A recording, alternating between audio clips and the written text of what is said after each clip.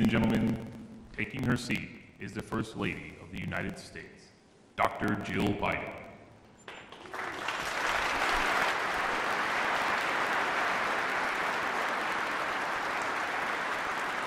Also taking his seat is Mr. Doug Emhoff, Second Gentleman.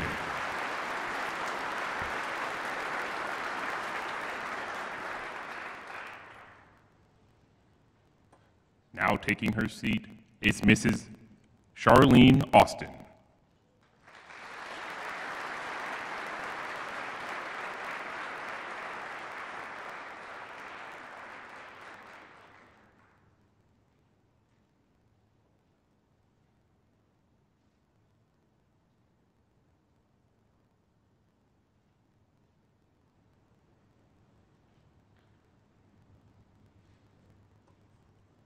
And taking her seat is Mrs. Shireen Brown.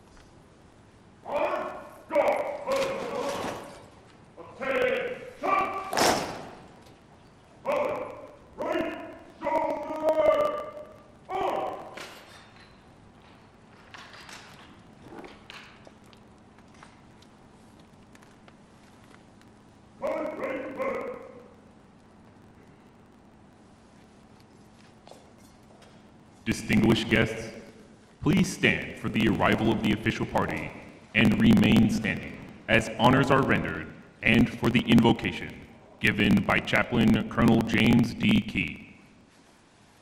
Taking their positions on the reviewing stand are the hosts for today's ceremony, the Honorable Lloyd J. Austin III, the 28th Secretary of Defense, accompanied by the 21st Chairman of the Joint Chiefs of Staff, General Charles Q. Brown, Jr.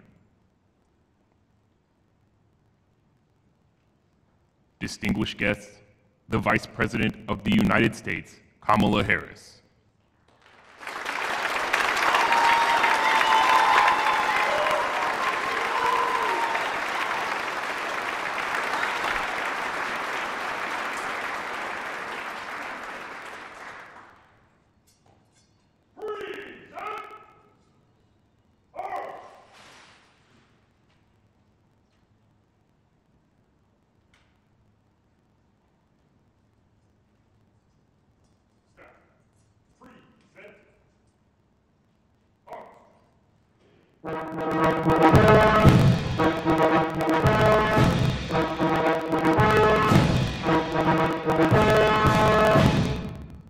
Distinguished guests, the President of the United States.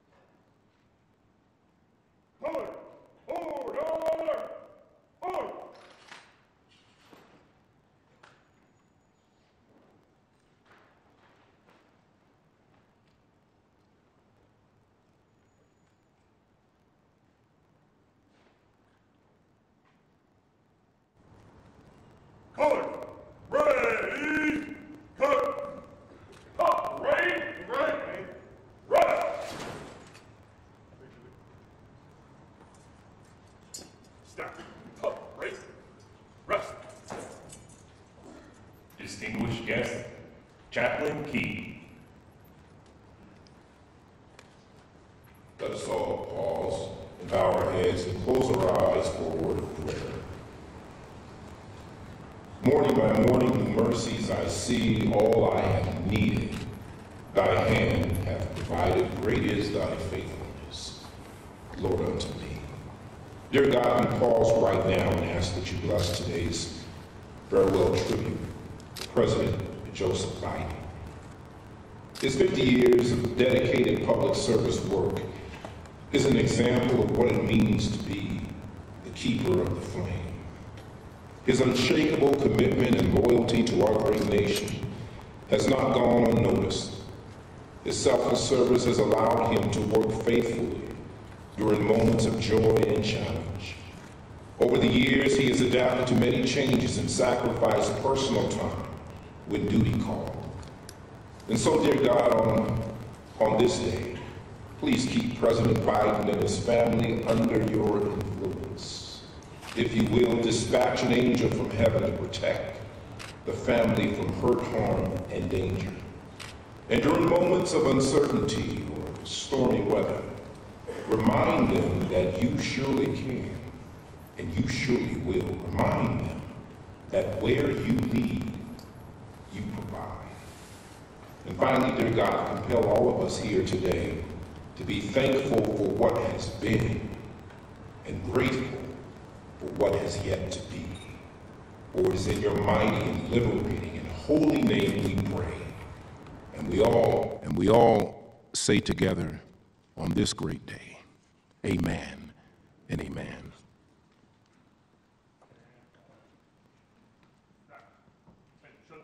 Please be seated.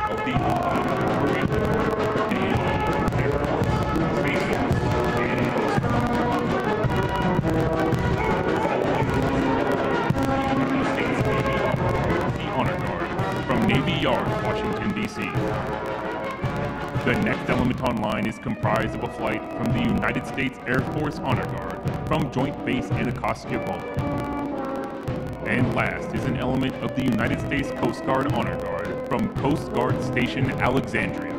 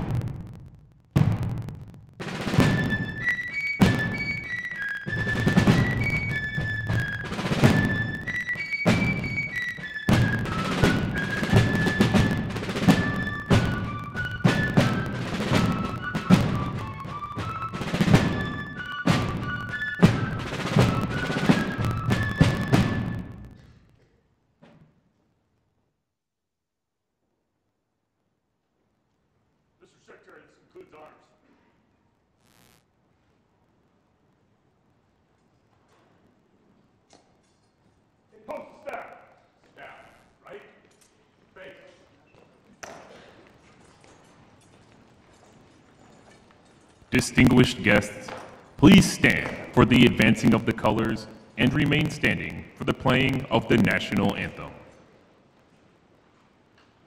Colors, forward, march!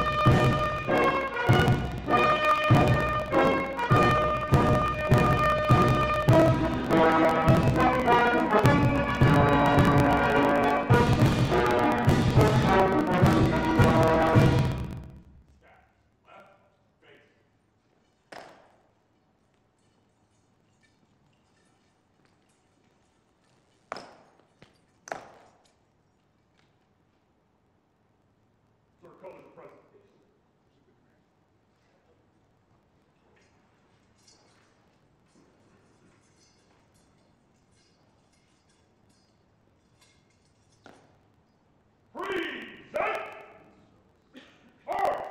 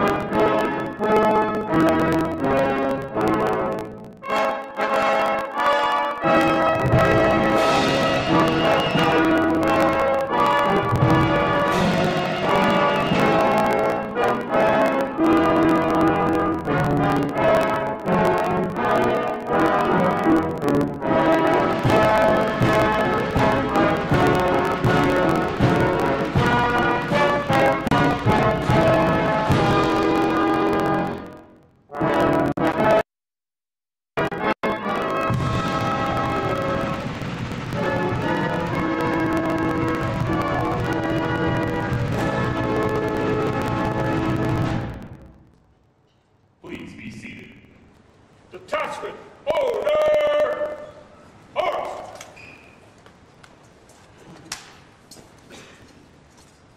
Order! Art! Ceremonial, at ease!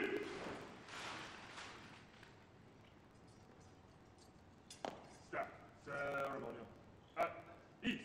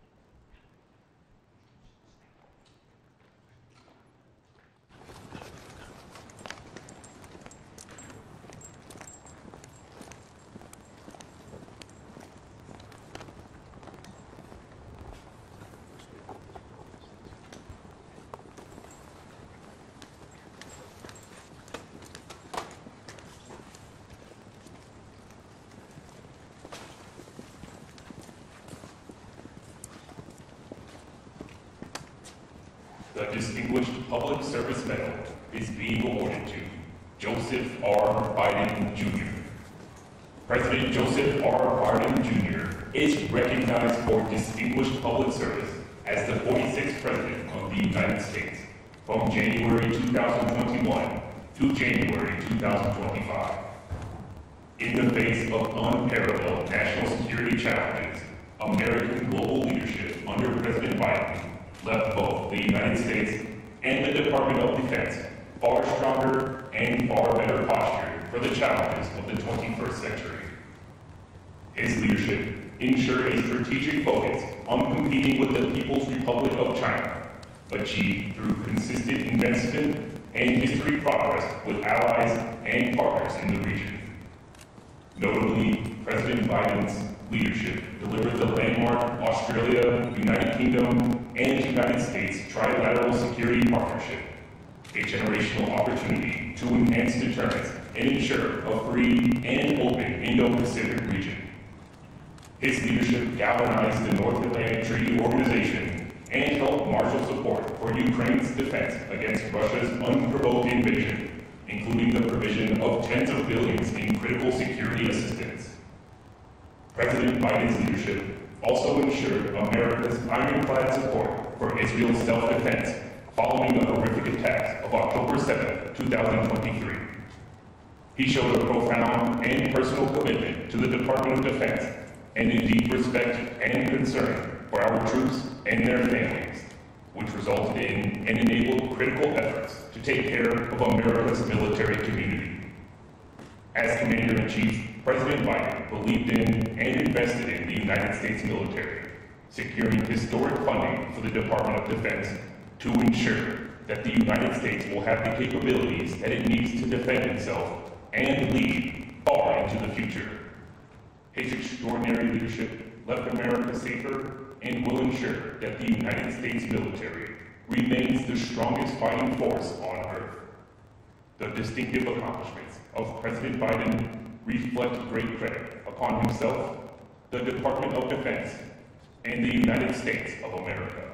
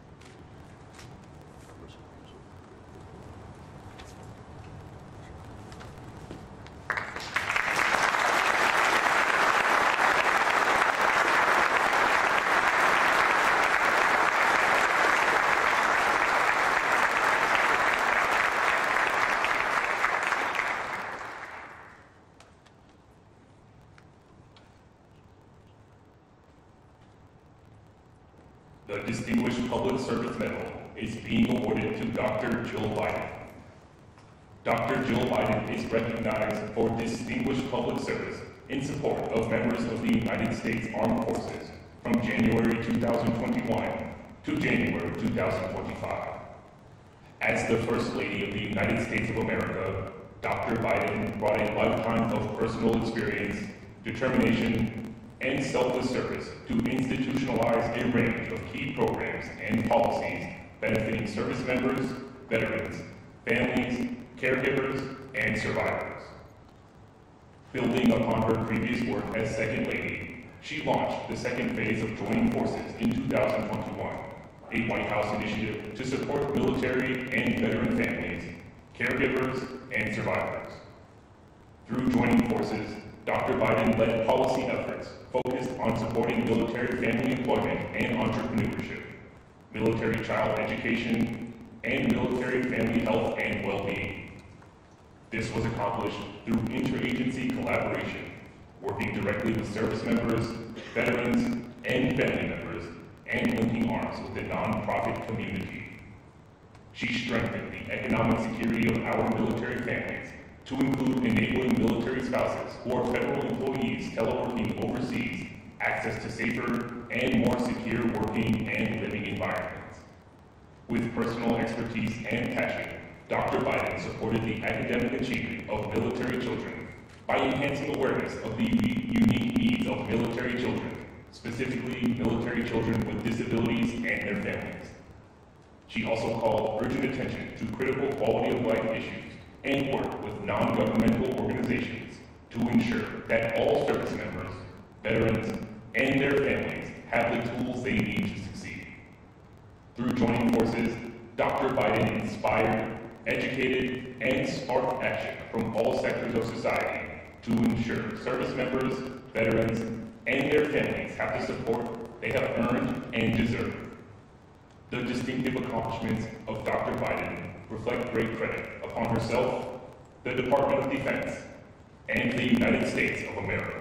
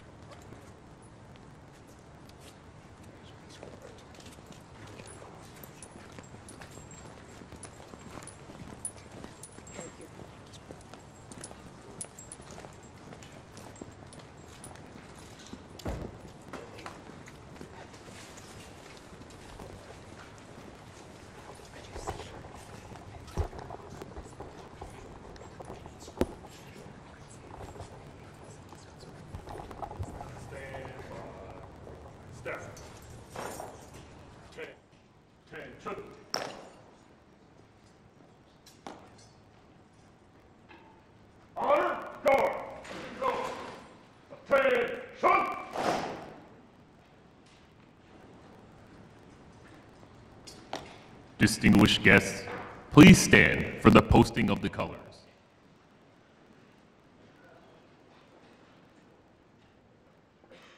Post the colors. Step right. Face.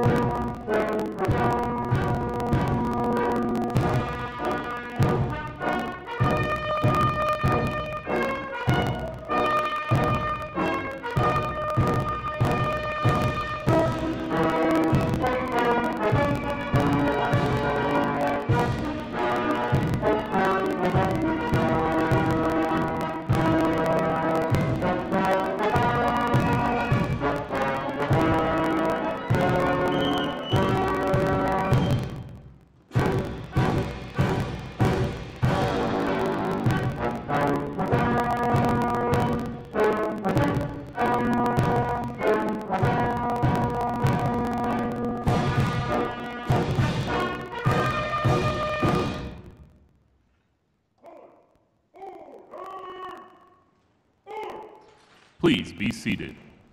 Step left. Face.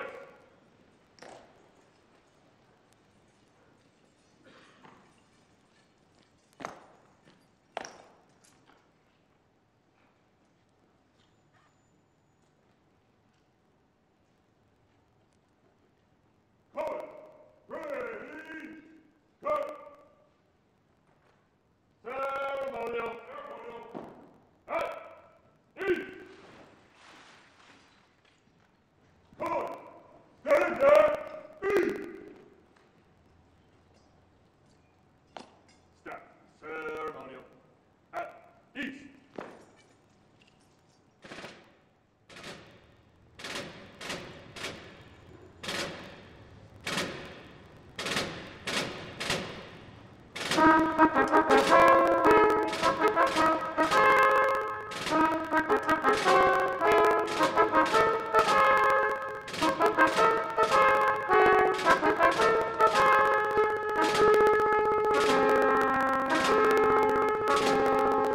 Eyes have seen the glory of the coming of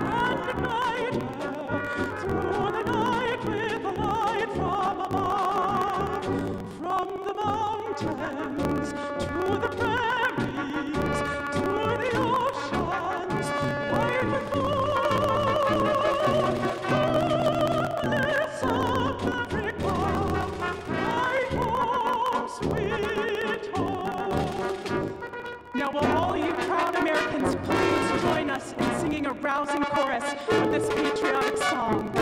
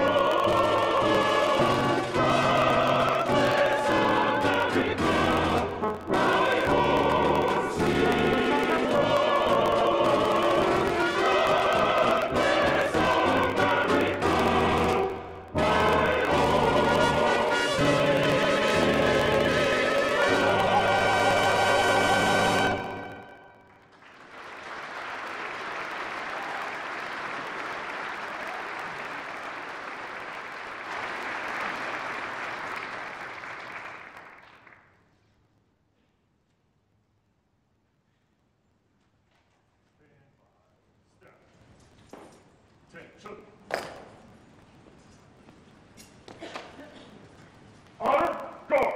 Forward! Attention! Ceremonial!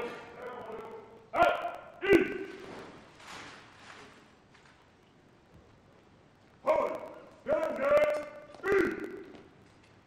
Stand.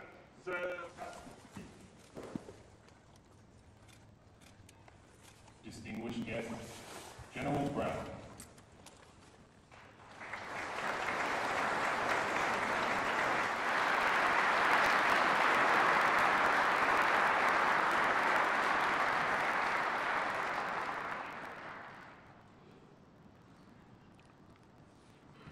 Well, good afternoon. That is a very, very tough act to follow. Now, today, we gather to honor and say farewell to our Commander-in-Chief, a man in life in service of our nation, a man who for over 50 years has fought for those who serve in uniform, fought to prepare our military for the challenges they face defending our nation, whether forward deployed or back at home. He fought as a senator from Delaware to ensure our service members, veterans, and their families were taken care of. He fought as vice president for stronger Veterans Affairs programs and more support for service members transitioning back to civilian life. And as our president, he continued to fight, lead our nation through an uncertain and dynamic geostrategic environment, while strengthening our force to protect our future.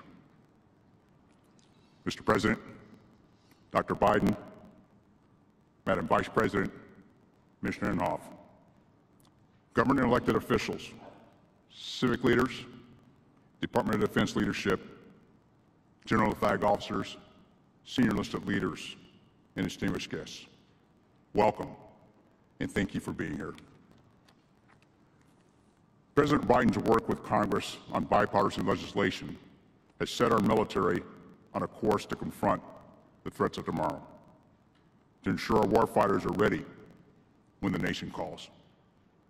He supported significant investments in shipbuilding to modernize and expand our naval fleet.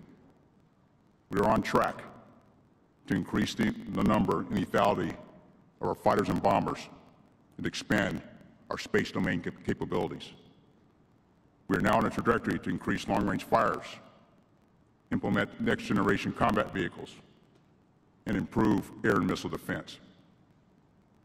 And generational modernization of U.S. nuclear triad is underway, bolstering our deterrence capabilities. And we're on a pathway has been set to streamline adopting emerging technologies, such as artificial intelligence, quantum computing, and uncrewed systems into our fighting force. Simultaneously, President Biden has worked tirelessly to care for our men and women in uniform and their families, improving the quality of military housing, providing historic pay raises, and implementing new programs to expand the benefits available to all service members. I'd also like to recognize the incredible work of Dr. Joe Biden, She has done what she has done with Joining Forces Initiative, supporting service members, veterans, caregivers, and their families. As our Commander-in-Chief, President Biden has fought for our military time and time again. Today's ceremony is just a small, small token of our appreciation. So thank you, Mr. President, for all you have done for this nation and its military. Your unwavering commitment to the strengthening of our force and the welfare of our service members, veterans, and families stands as a testament to the deep responsibility you carried throughout your service. On a personal note, I want to thank you for the trust and confidence you placed in me as the 21st Chairman of the Joint Chiefs of Staff. It's truly an honor to serve our nation and have this opportunity to lead the Joint Force. Mr. President, your lifetime of selfless service, your unwavering commitment to those that answer our nation's call, and your leadership as our Commander-in-Chief has profoundly shaped our nation. To paraphrase 2 Timothy chapter 4, verse 7, you have fought the good fight, you have finished the race, and you have kept the faith. On behalf of our 2.1 million men and women in uniform, our military families, and our veterans, thank you, Mr. President, for keeping the faith, and those past and present who defend our great nation. Simply said, thanks for your leadership. May God bless you and your family. May God bless our service members and their families. May God continue to bless the United States of America. Thank you.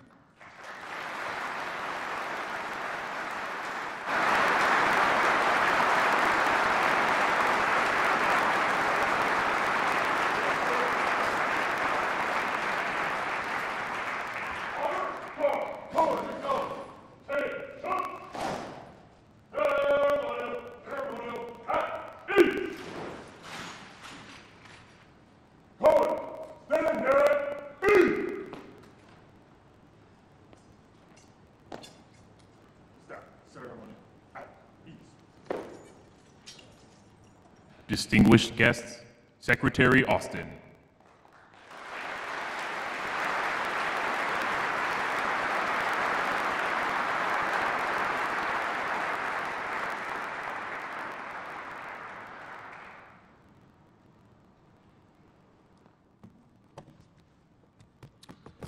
Well, good afternoon, everybody.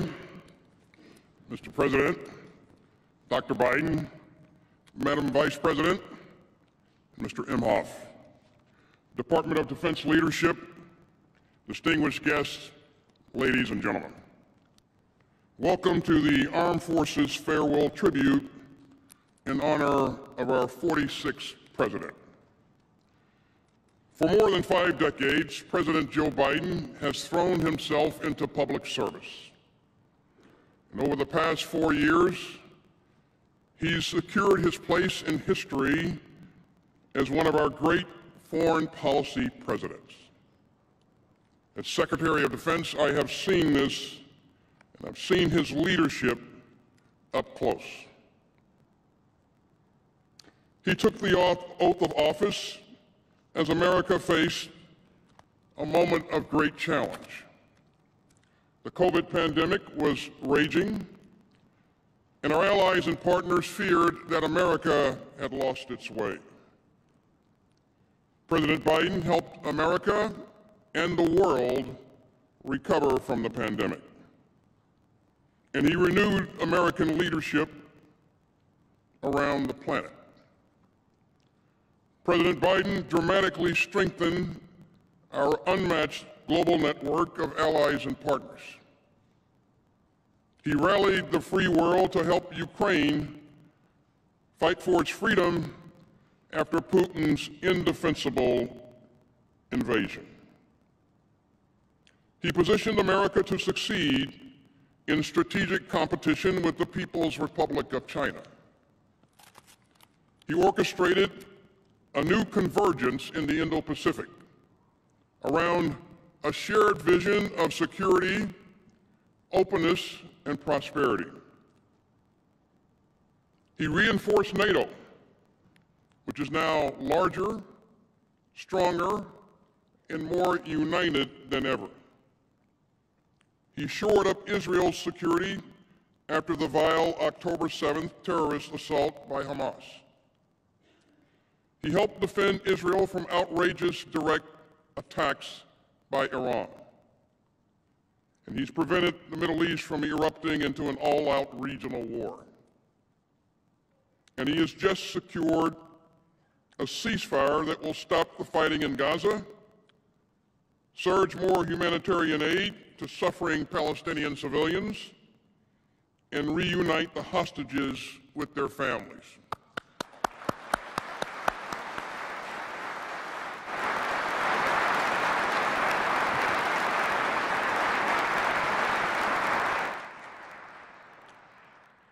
In Afghanistan, he ended America's longest war, one that spanned 4 presidents, and he refused to hand it over to one more.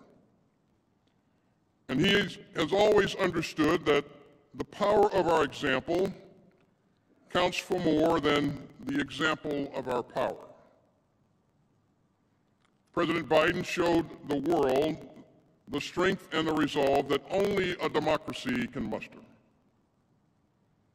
Now, as I said, his leadership is rooted in his decades of expertise.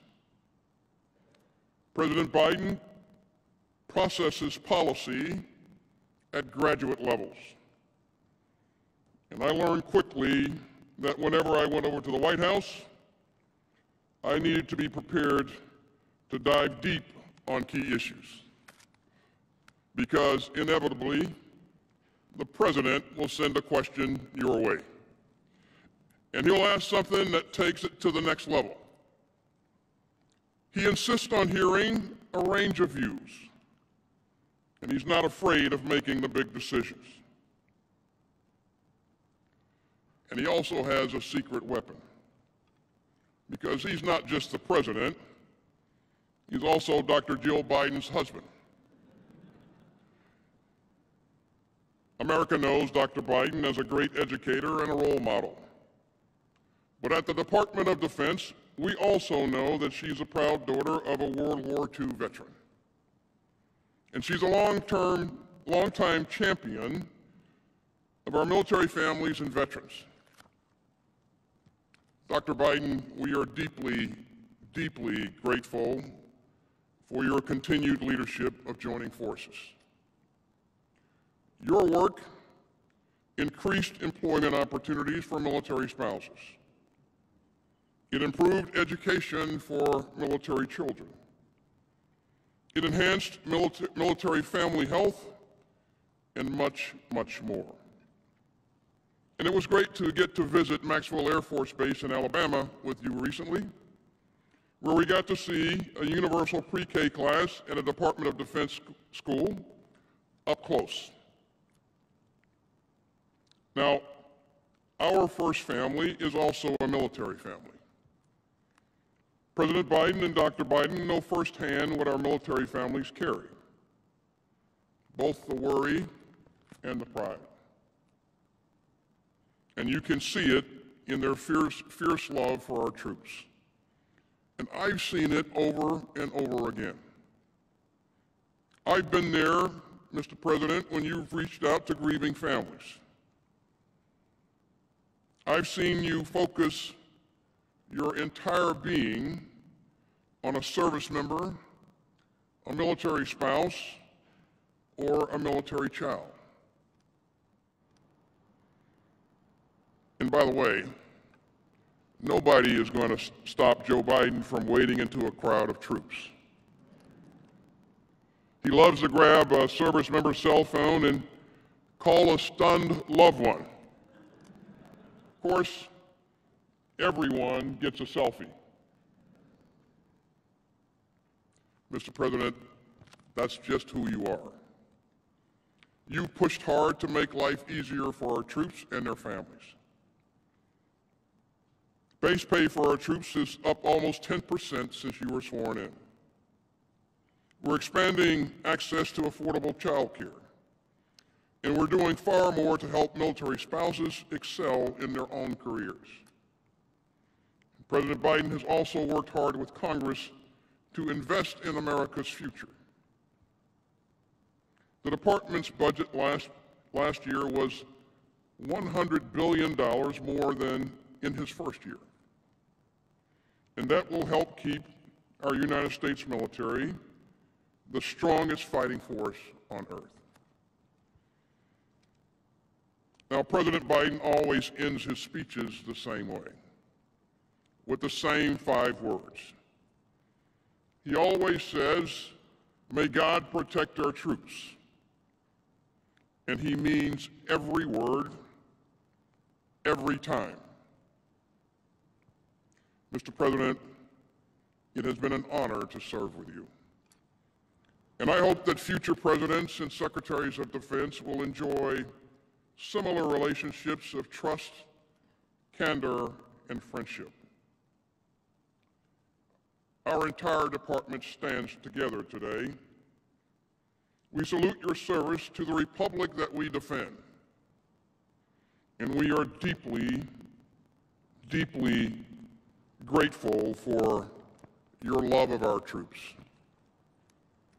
Thank you, Mr. President and Dr. Biden.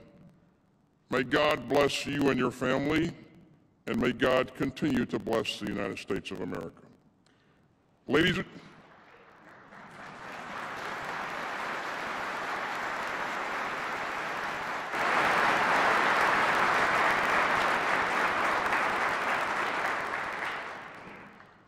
and gentlemen, it is my honor to introduce one last time the President of the United States, Joe Biden.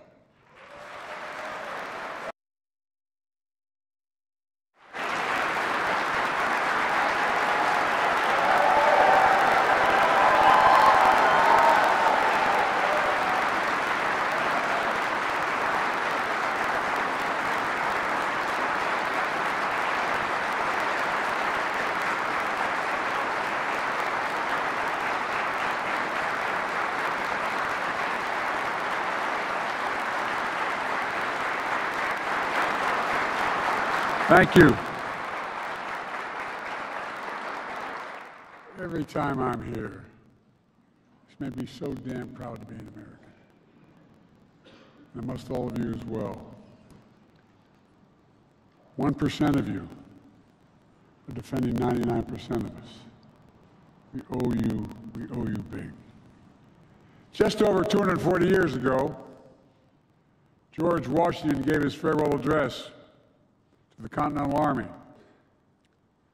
Still astonished by their victory and by their unity, Washington asked, and I quote, "Who that was not a witness could imagine the men who came from different parts of the continent would instantly become one patriotic band of brothers." That's what you are, one patriotic band of brothers. Vice President Harris, Jill, Doug, Secretary Austin, Secretary Brown, 2 of the best decisions ever made in my career, by my dad. Service secretaries,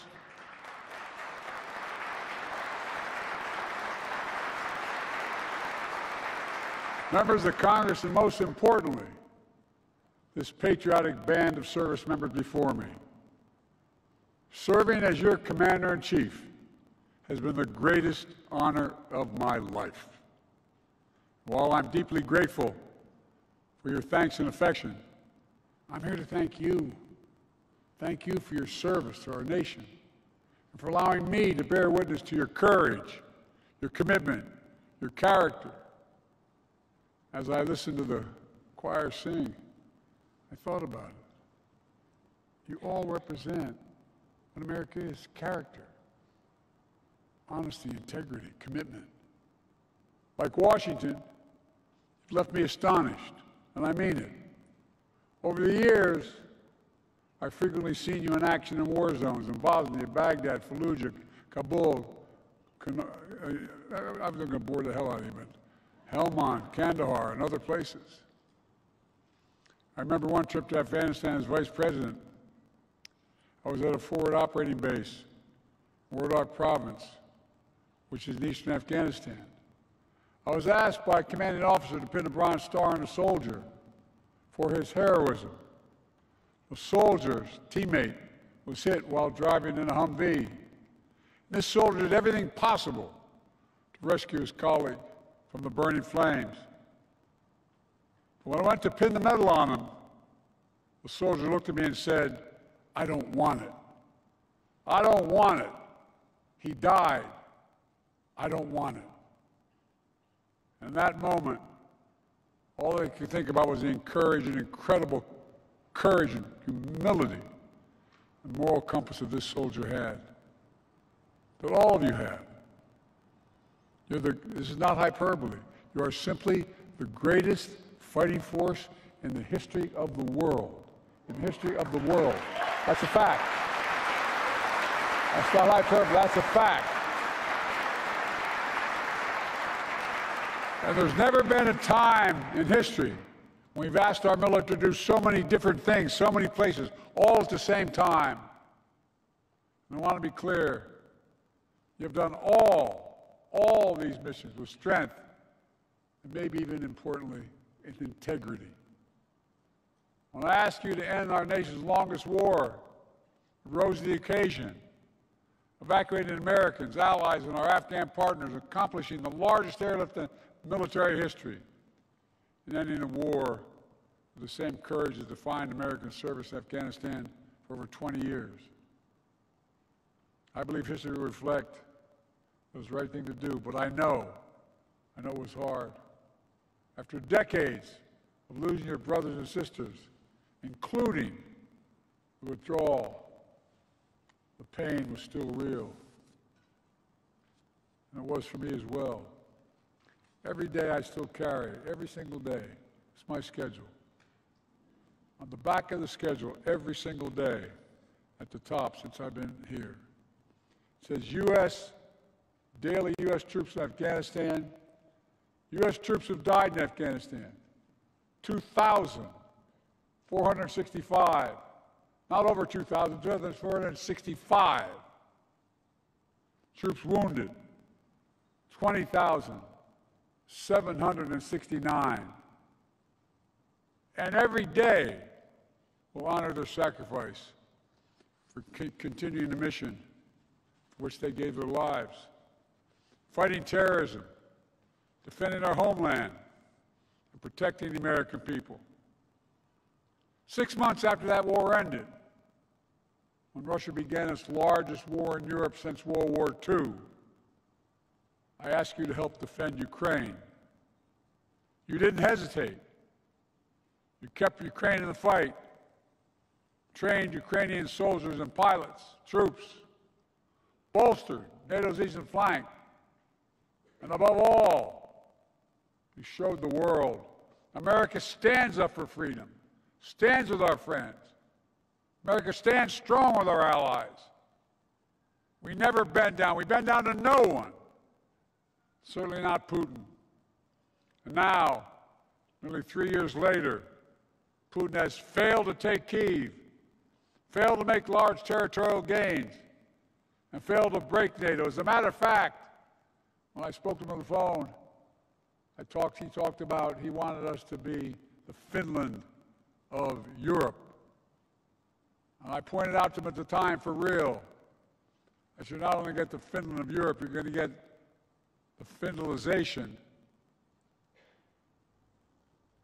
not of Europe. You're going to see Europe joining NATO, Finland joining NATO, Sweden joining NATO. On America's watch, dictators do not get to do whatever the hell they want. Then following Hamas's terrorism on October the 7th, I asked you to, excuse my back, by the way. My mother would be very upset.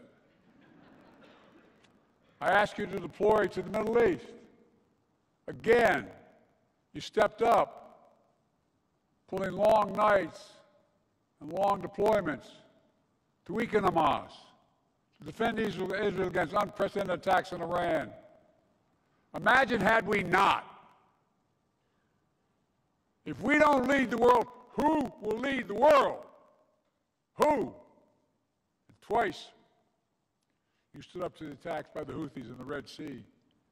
Last year, I spoke with the women and men aboard the destroyer that took down the first Houthi attacks. It was the USS Carney. And I want you to tell you all what I told them. We owe you. We owe you. And back in May, yesterday I proud announced a ceasefire, the hostage deal between Israel and Hamas. The road to that deal was not easy. It was 8 months ago I laid down the elements of that deal in May, embraced by countries around the world, because they know we say what we mean, endorsed overwhelmingly by the UN Security Council. It's taken 8 months of non-stop, relentless effort from my administration to get it done. But because of you, all of you standing behind me, because of you, because of so many diplomats and defense professionals, we kept the pressure on Hamas. And we got it done. We got it done. And finally, when I ask you to strengthen America's position in the Pacific, in the middle of all the other conflicts and crises, you said no problem. You kept China in check. Remember when we took office? China was going to overcome the United States economically and politically by 2030. Everybody wrote that, except here in this building. The skies open, the seas free, and our allies close. You established our first trilateral defense partnership with Australia and the United Kingdom. Our first trilateral partnership that we said couldn't get done with Japan and the Philippines. And our first trilateral partnership between Japan and South Korea. Remember that? Camp David that said we couldn't do it. It wasn't me. It was America. We did it. That's what America does. And people know America's acting out of character. Our nation is so much, and so many others. Our nation has asked so much, so many others as well. Doctors and nurses, helping service members to learn to walk again, eat again, speak again. The National Guard members who dropped everything to help their fellow Americans during the fires and hurricanes. The Marines guarding embassies around the world. The scientists making sure we have an edge over adversaries. Interpreters who make our missions possible. And perhaps most importantly, your families. They sacrifice so much. And I might add, the doctors and nurses. Excuse a point of personal privilege, as used to say in the Senate.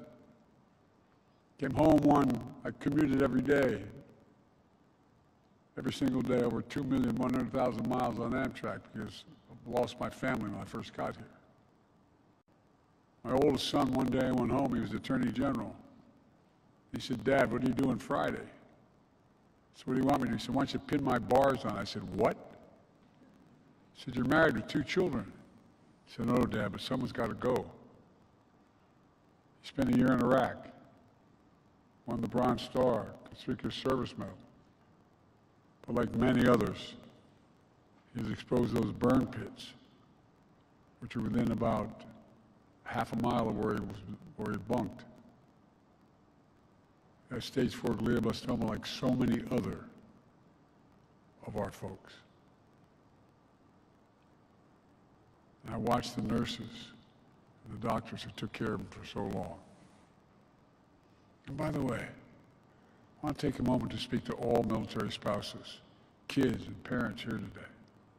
Most Americans never see the sacrifices that you make every single day. They'll never see all those holidays and birthdays with an empty seat at the dinner table because mom or dad was deployed. They'll never see all the moves you had to make to new states, to new schools, to new jobs. But I see it, and Jill saw it. She made it her life's work. She's done everything big and small. From helping military spouses find child care and build their own careers. By hanging photos, employed moms and dads outside classrooms of those National Guard folks. Because on every holiday, every time there's something going on, their moms or dads weren't there, but no one ever mentioned it. She started getting in every classroom in America to put a picture of an employed mom or dad outside the classroom. Even this morning, she held an event for joining forces, an historic White House initiative to support military and veterans' families. Because as a poet John Milton wrote, they also serve will only stand and wait. They also serve only stand and wait. So for the last time as Commander-in-Chief, I want to say thank you, thank you, thank you to all the families we owe you. I've long said as a nation, we have many obligations. But I said we only have one truly sacred obligation. That's to prepare those we send into harm's way and care for them and their families when they come home and when they don't. Over the last 4 years, Kamala and I have worked to make good that obligation. We passed more than 40 bipartisan laws to support you, including something that I felt so strongly about, the passage of the PACT Act. We drafted that law and we passed it. Now it's already helped over 1 million service members and their survivors, their children, their access, everything from college to health care. These people were exposed to toxins. In my generation to Agent Orange, my son's generation to burn pits.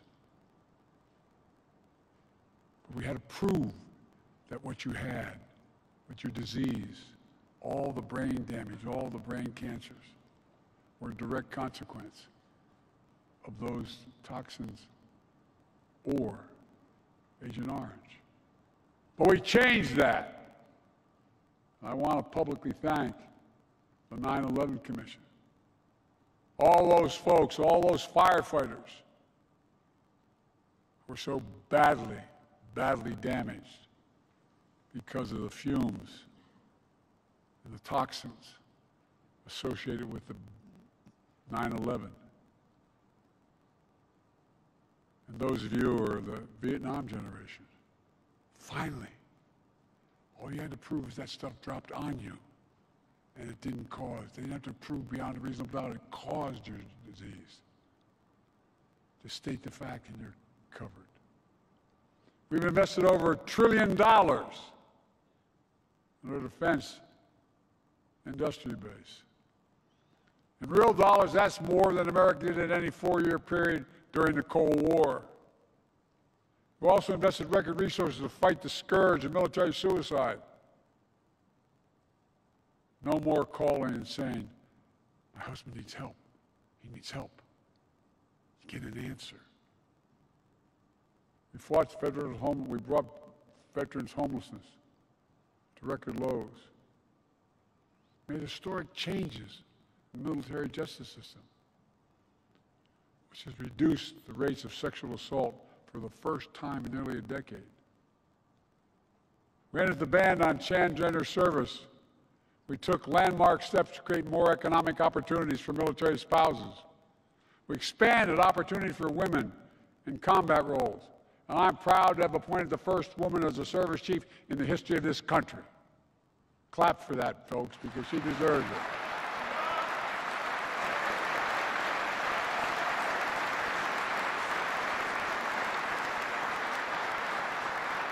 I don't know about the rest of you guys, but the women in my family are a hell of a lot smarter than the men in my family. Look, if there's one thing I hope to take away from today, it's this.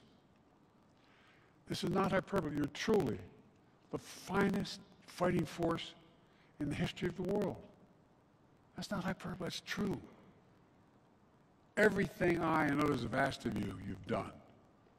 You've done with honor, commitment, grit, and guts. Let me close with a final request. I say it not as your president or commander-in-chief. I say it as a man who spent 50 years of his life serving his country in a different way.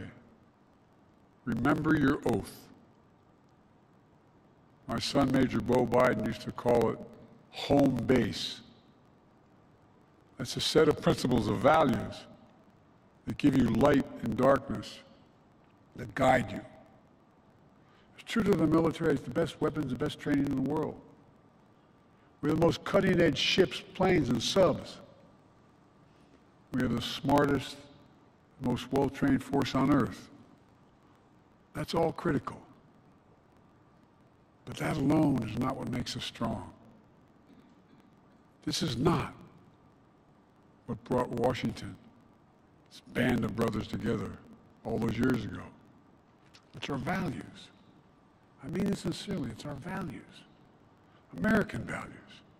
Our commitment to honor, to integrity, to unity, to protecting and defending not a person or a party or a place, but an idea.